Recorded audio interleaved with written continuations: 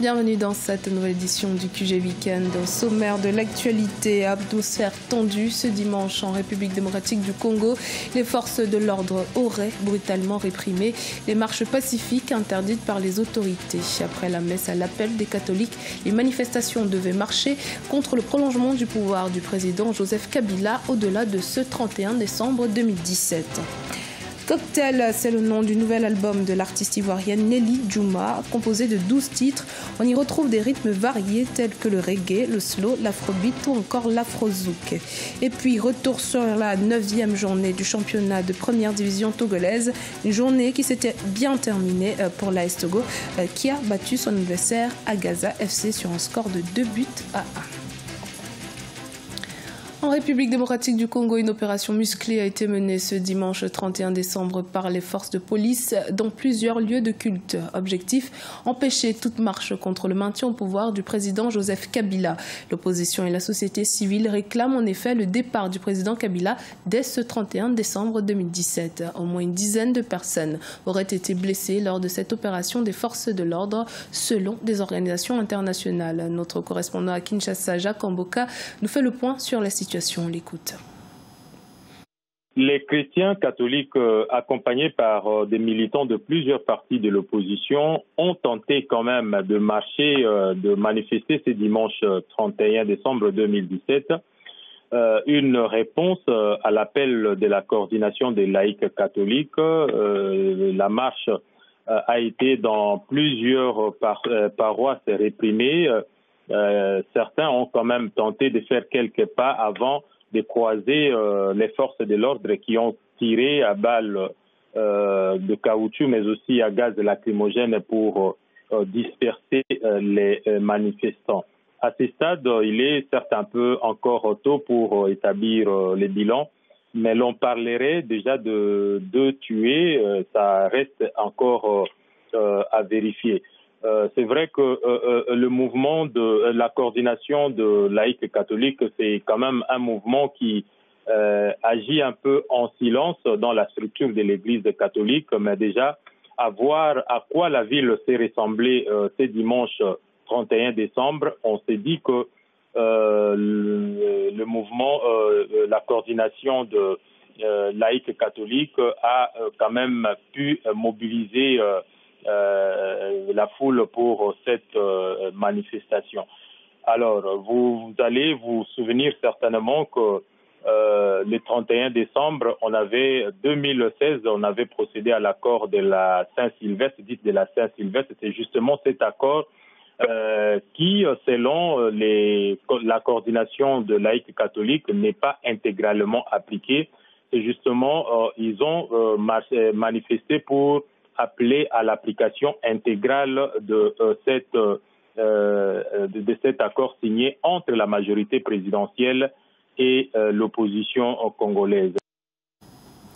Dans l'actualité également, le maire de Dakar, Khalifa Sall, et 64 autres dissidents ont définitivement été exclus du Parti socialiste ce samedi 30 décembre. Ils étaient contre l'appartenance du Parti socialiste à la coalition présidentielle et avaient notamment fait campagne en faveur du non lors du référendum constitutionnel de 2016 voulu par le président Macky Sall. Pour les proches du maire de Dakar, cette décision vise à discréditer le clan Khalifa Sall avant l'examen de la plainte déposée contre le secrétaire général du Parti socialiste. En effet, ces derniers ont récemment déposé une plainte contre le secrétaire général du Parti socialiste Ousmane Tanor Dieng pour violation des statuts et règlements intérieurs de leur formation. Octroyée par l'Office chérifien des phosphates en février 2017, l'utilisation de 100 000 tonnes d'engrais commence à porter ses fruits. En Guinée, le ministère de l'Agriculture, en partenariat avec les producteurs, a mis en œuvre des stratégies pour notamment les cultures de rente comme le café, cacao et l'anacarde. Objectif, parvenir à l'autosuffisance alimentaire. Ibrahima Djoumaba.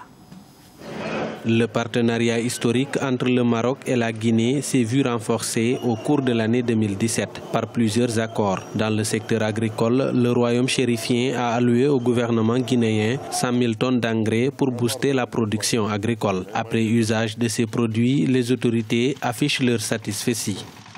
Cet engrais que nous utilisons est favorable à tout type de sol. Maintenant, les cultures, ça dépend des types. Il y a des engrais spécifiques café, les engrais pour les cacao, pour l'anacarde. Il y a les engrais maraîchers, il y a les engrais pour toutes les cultures aussi. Ces engrais sont répartis en fonction des besoins par préfecture, c'est-à-dire par zone.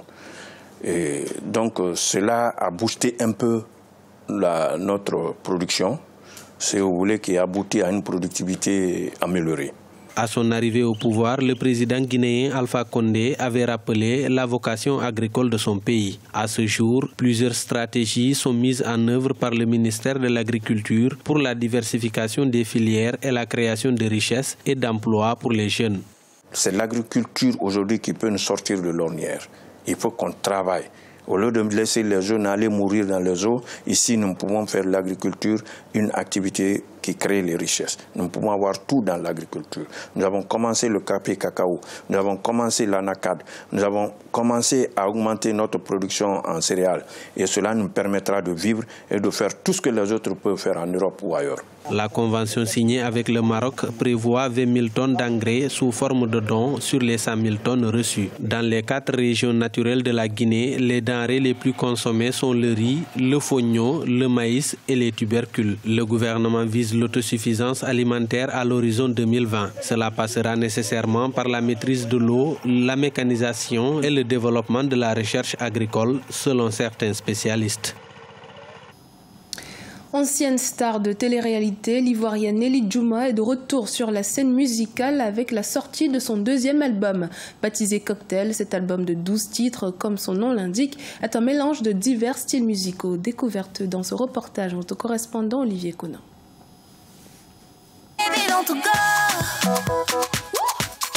Ne sois pas jaloux. Un cocktail de musique pour la nouvelle année, c'est ce que offre au public l'artiste ivoirienne Nelly Djouma. Avec un album de 12 titres, elle balade les mélomanes au gré des influences musicales qui ont bercé sa jeune carrière. Issue du monde du cinéma, Nelly Djouma embrasse résolument la carrière d'artiste chanteuse avec un second album au rythme très varié. On a du reggae, du slow, l'afrobeat, afrozouk, tout ce que vous voulez.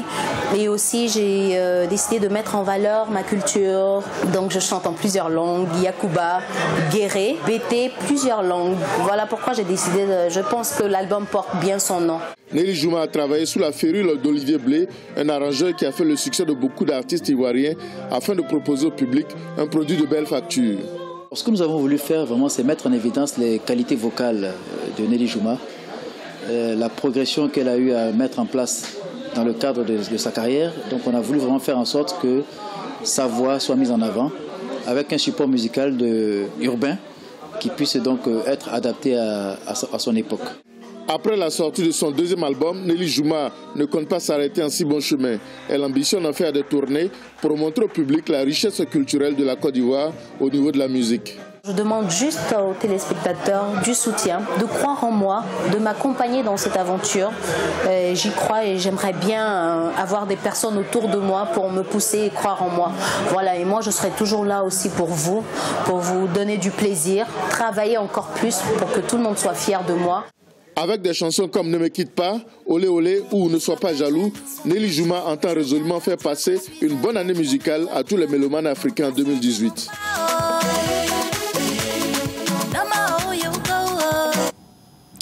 Le championnat de première division se poursuit au Togo lors de la 9e journée ce samedi 30 décembre. L'AS Togo Port affrontait Agaza FC. L'AS Togo s'est imposé sur un score de 2-1. Retour sur cette rencontre dans ce reportage de notre correspondante Emefa Kofi. 9e journée du championnat de première division au Togo. À Lomé, un seul match a été disputé ce samedi 30 décembre 2017. Il a opposé le club Agaza FC et l'AS Togo Port, champion en titre de la saison 2016-2017. À la 15e minute de jeu, le score a été ouvert par Ouro Agoro Ismaël. Mais l'AS Togo Port n'a pas tardé à réagir. À la 32e minute, c'est l'égalisation réalisée par Sewon Kwadjo Eli. À la 50e minute, les Bleus s'offrent un doublé. Score final 2-1. Le football a de beaux jours et de mauvais jours. Si vous êtes dans de mauvais jours, vous verrez que vous serez critiqué de part et d'autre. Actuellement, nous sommes dans de mauvais draps. Ça ne veut pas dire que la suite ne sera pas bonne. Nous prenons la suite, le futur dans le bon sens. Et nous savons que vous serez encore surpris cette année. Pour le compte de cette 9e journée du championnat national de première division, au total, 8 matchs disputés, dont 7 à l'intérieur du pays.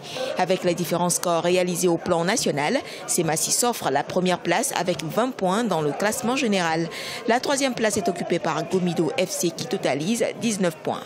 On a vu la SOT faire un bon recrutement, on a vu Semassi de Sokodé, le vice-champion, faire des recrutements. Et puis une équipe qui a surpris tout le monde, c'est l'équipe de Chamba Koroki, qui a été leader depuis la 6e journée, mais qui vient de perdre son fauteuil parce que cette équipe vient de perdre pour la première fois de la saison. Alors, lorsqu'on fait la somme de tout ce qui a été fait jusqu'à aujourd'hui, c'est que l'AS Togoport, champion en titre, va finir l'année 2e et que son vice-champion, Semassi, son vice-champion, Semassi sera leader par rapport au résultat de cette 9e journée. Rien n'est encore joué, même pour Kotoko FC qui occupe la dernière position dans le classement comptant pour la 9e journée.